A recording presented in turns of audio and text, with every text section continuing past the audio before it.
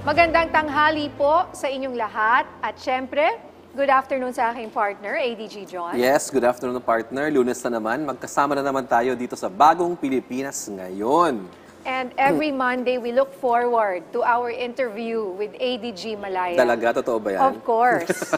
Sa usapin pa rin syempre ng West Philippine Sea, ADG, Yes. sinabi ng China na malisyoso daw ang interpretasyon ng Pilipinas sa bago nilang Coast Guard regulation. Ano po ba ang detalye dito? Well, hindi ko maintindihan kung bakit tatawagin nilang malisyoso ito because itong bago nilang Coast Guard regulation kung saan may di umano karapatan sila na magdetine, mag-aresto at mag-expel ng mga mangingisda, for example, o kung sino man ang nagtetrespass sa kanilang sinasabing karagatan without trial, partner, no? Ito po ay kinababahala ng ating pamahalaan at yung mga pamahalaan pa sa rehiyon. Kasi ito po, it does not only apply, hindi lang po ito nag-a-apply sa Pilipinas, it also applies to Taiwan, for example, to Brunei, Indonesia, to Malaysia, lahat ng mga bansa na nandyan sa South China Sea.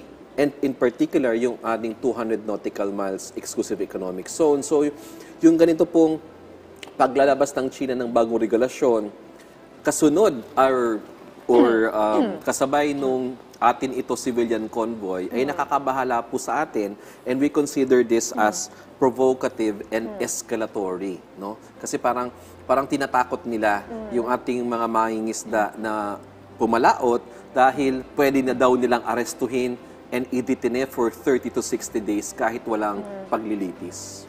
Wala pa naman na ganitong nahuhuli or dinidetine ang Chinese Coast Guard so far? Wala pa naman. Sa June 15 daw nila sisimulan ang pag-implement, no, nitong bagong Coast Guard regulation na ito. Ngunit sa tingin ko, partner, parte lang to ng scare tactics ng China. No?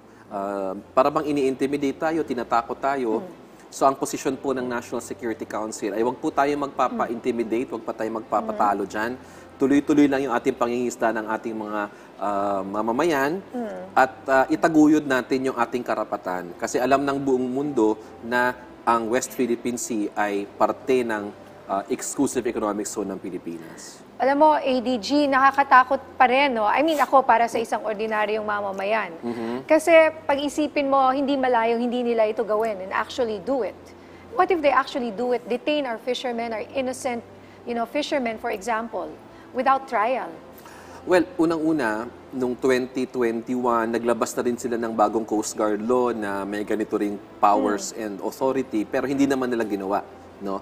It's been how many years since then? So, ang sa tingin namin, and sa tingin din ng Philippine Coast Guard, this is an empty threat on the part of China. But, just in case, as you said, partner, baka gawin nga nila ito, nag-utos na ang ating Pangulo and si National Security Advisor Eduardo Año sa ating Philippine Coast Guard, kasama na rin ang ibang mga assets gaya ng Philippine Navy, na paigtingin yung presensya. Kumbaga sa lungsod, police visibility. Yes, no? yes. On the part naman of our naval assets, greater presence para kung sakasakaling may ganitong insidente, may matatawagan sila at pwedeng sumaklolo yung ating mga barko.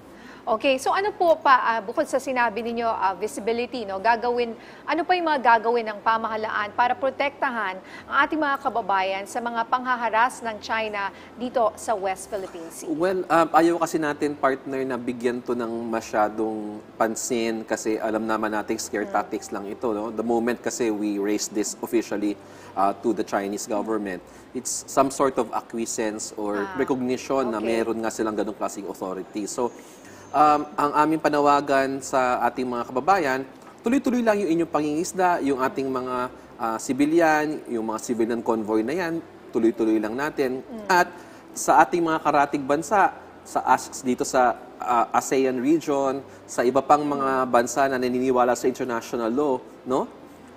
Let's just continue to sail these high seas. Yes. No? Nothing will stop us here except ourselves. No? I-assert natin yung supremacy of international law because that's the only way we can have a rules-based international order. Ito naman, ADG, nais din paimbestigahan ni Pangulong Ferdinand R. Marcos Jr. ang di umano'y wiretapping ng Chinese Embassy sa Manila sa isa umanong opisyal ng AFP. Ano ang hakbang ng NSC tungkol dito? Well, hindi po kami law enforcement agency. Ang law enforcement and investigative bodies natin, ang National Bureau of Investigation, the DOJ and the Philippine National Police. And I understand, I was told na ginagawa na nila yung karampatang investigasyon dito, no? But we support, of course, itong panawagan ng ating Pangulo na imbestigahan ito. Indeed, kung totoo man na meron ngang alleged wiretapping, this is a violation of Philippine laws, no? And hindi po maganda na yung mga bisita natin sa ating bansa na siyang mga diplomats, no, they're guests of the Philippine government, ay di umano, no, ay lumalabag sa mga batas ng Pilipinas. So, importante po para sa ating bansa na malaman natin ang punot dulo nitong sinasabing alleged wiretapping kasi mismong Chinese Embassy ang nagpalabas nito. Alright, maraming salamat sa mga update mo, ADG John. Maraming salamat din, partner.